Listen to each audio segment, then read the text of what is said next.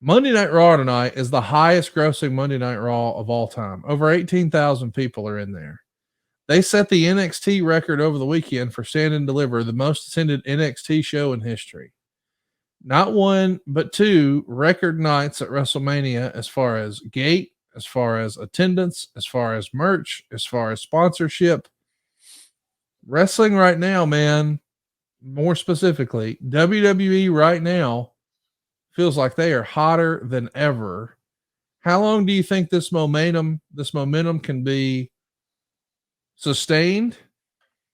And when do you start to worry about what's next for Cody Rhodes? Because if I've learned anything from hanging out with you, besides more than, less than, different than, is that sometimes when the Hulkster would stroke that old Fu Manchu and want to know, and then what?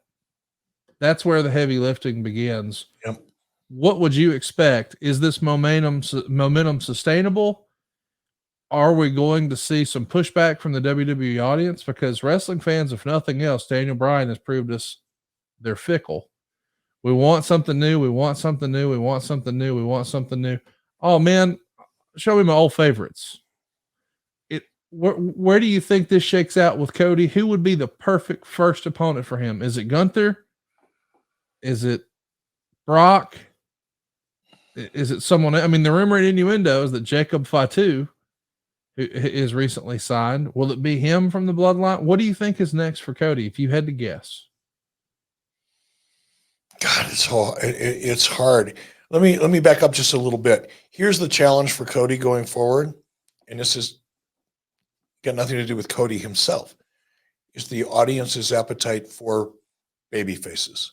How long can a babyface champion stay at the top? If you've got a shit ton of heels like that are really over, lined up and ready to go, as Hulk Hogan did, for example, you can get some mileage out of that. But that'll be the challenge. Who's now long term? Short term, I have no idea because there's so many different options. You can go one in a million ways, right? With the roster that exists currently in WWE. That's relatively speaking the easiest part. Hard part will be 6 months from now or a year from now. Is it Rock? Is Rock in this thing kind of like for real? Or was Rock really only interested in, or able, I should say, in participating in this WrestleMania? That's a big question because there's a story there with Rock. No doubt. And that for Cody, that would be an amazing opportunity. Cody's stock will go that much higher if he were in a long-term program with The Rock.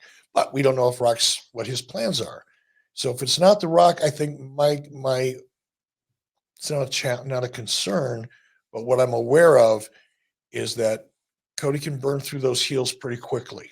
Do they go back to Seth? Do they find a way to weave it around back with Seth?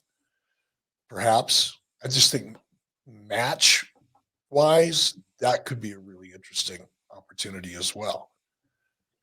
A million different ways. I don't know. But the one thing I am concerned with is how the lifespan of a babyface, particularly like Cody, because Cody is like a throwback, in my opinion. Yeah. He's an old school babyface. He's about as pure of a babyface as I've seen in, like, I don't know, what feels like forever at least. So that'll be really interesting to see how long the audience stays with him as that pure as the driven snow babyface. I don't know. We'll see. I, for one, am looking forward to it. I'm ready to see Gunther challenge in Germany. I'm ready to see Cody take on all comers. I want to see him and Drew. I mean, there's going to be a lot of really, really fun stuff in this coming year. And especially since we know that The Rock seemingly is in this for the long haul. I mean, as I understand it, he's going to work on the Smashing Machine movie right now. But that does lend itself to he's going to be available later in the year. And you got to think that spear, that's going to mean something. So stay tuned for that. We woke up to news this morning from Brandon Thurston. There's a release that WrestleNomics has released from TKO and Endeavor.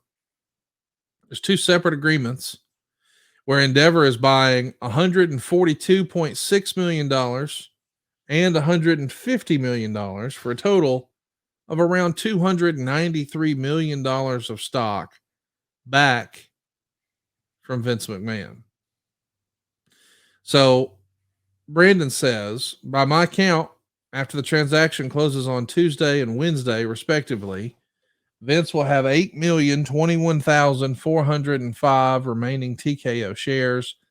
And by my math, Vince will be down to owning about 4.7% of the stock.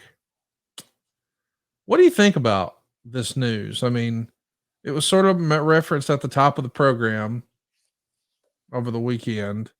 Hey, this is a whole new era. You heard Paul Heyman even say on Hall of Fame, this is the Paul Levesque era. You heard Stephanie try to say, this is the Triple H era. This is the Paul Levesque era. Josh Nason over on Twitter says, this is especially notable once McMahon is confirmed to be below the 5% threshold required to file beneficial ownership documentation with the SEC. It feels as if we're scrubbing my man's name off. What say you? Sure feels that way. Right? Sure feels that way. And there's some, man, we found out last week that TKO is taking their company private again. This could have something to do with that. There's some interesting chatter, and I'll have a little more detail maybe by the time we do Wise Choices, because I'll be doing that live from Australia at some point this week. So if you haven't subscribed to 83weeks.com, go now, subscribe, 83weeks.com, hit the notification buttons. This is the YouTube channel where we improv. We react daily, a couple times a week, depending on what's going on in the business. So it's not a set schedule. It's not like Strictly Business used to be, or 83 Weeks, our podcast is.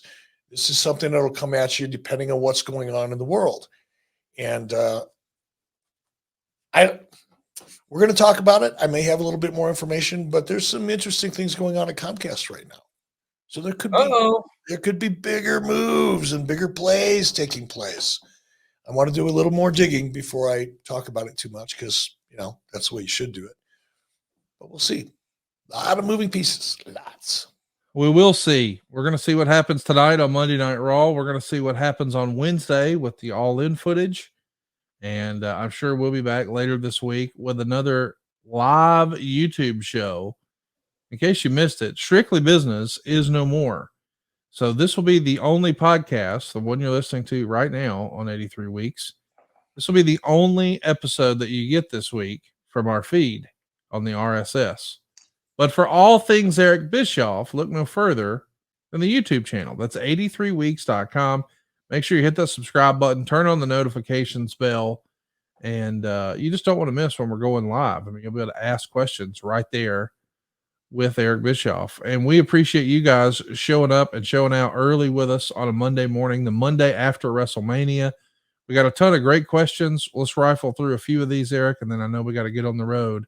Josh Inney wants to know, any thoughts on opening both nights with championship matches instead of a build? See, starting off hot seemed to work this time. No, it worked. It worked. And I guess it gets a lot easier when you've got great stories and the audience is with it and with each match. So look, it's working. Sometimes you have to bust up the paradigm and start over and try something new. And if it's working for them, I'm sure we're going to see a lot more of it.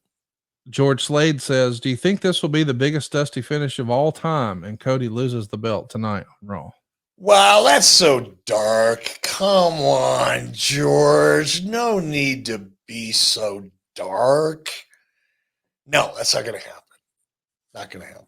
Travis Medway says, as it stands right now, Raw has 2 world champions on their roster. Because you see Reigns taking Damian Priest's title tonight and starting a new dominant reign. No, I don't see that. No. And I think the draft is right around the corner, so that'll handle itself, right? I think, no idea, no inside information, like you always say. I'll be surprised if we don't see Roman take a break for a while. Yeah, agree. He needs a little dose of the absence makes the heart grow fonder factor. Not a lot, just a little shot, because he's been great. And I know he's not been as active of a champion as a lot of people, but Roman Reigns, the character, has been in our face now since what, 2017? You give him a break. I'm with you. Give the character a break. Make the audience want to see him return, especially if you're going to go with him and Rock down the road or anything like that. Give it a little bit of a rest, because honestly, the audience needs a rest now, because their emotions were so high, and WWE did such a phenomenal job creatively of maintaining that momentum and nurturing that arc, and they were so disciplined, and it paid off.